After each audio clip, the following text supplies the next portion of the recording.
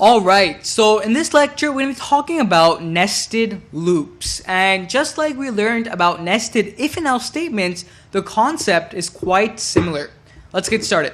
So I'm going to create a very simple for loop for I in range 0 to 5, I guess.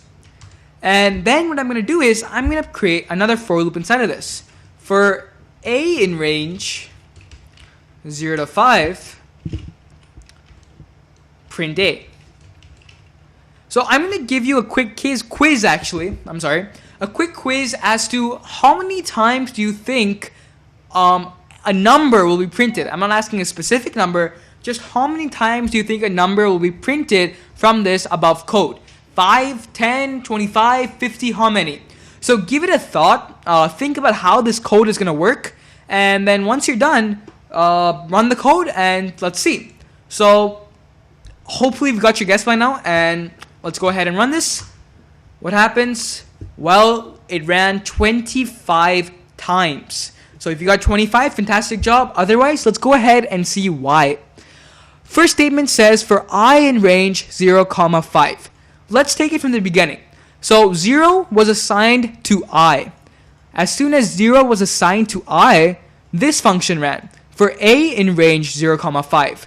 So in this function, 0 was assigned to A, then it printed A. 1 was assigned to A, then it printed A. 2, 3, 4 were assigned to A, and then it printed A. And then finally, we came back to this for statement. Then 1 becomes assigned to I, and then it goes again. So basically, this function is being repeated 5 times. This is where nested loops come in. Later on, when we get to exercises, when we're creating maybe a prime, finding prime numbers or stuff like that, that's where this comes useful. So actually, you know what? Let's go ahead and create a prime number generator. This is our challenge for today. So what I want you to do is, using your knowledge about for loops and about the modulus sign, the remainder sign, again, if you forgot what it is, if I do 5 mod 2, it's 1.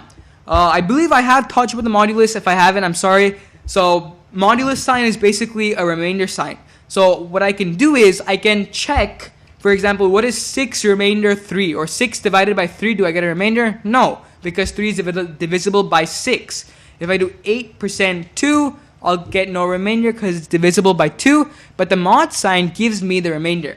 So knowing that and knowing how your for statements work, can you give me the first 10 prime numbers? This is my challenge to you guys. If you can, fantastic. If you can't, wait for a few seconds and let's try it out.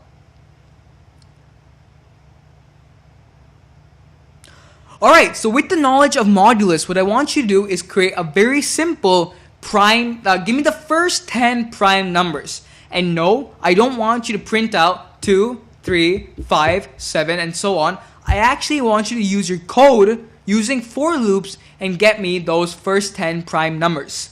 So I'm going to end the video here, and I'm going to give you some time to do it. If you're not sure how to do it, do not worry. I'll explain it in the next video. Otherwise, if you have some idea of how prime numbers work, definitely give it a try, and let's take a look at what you get in the next lecture.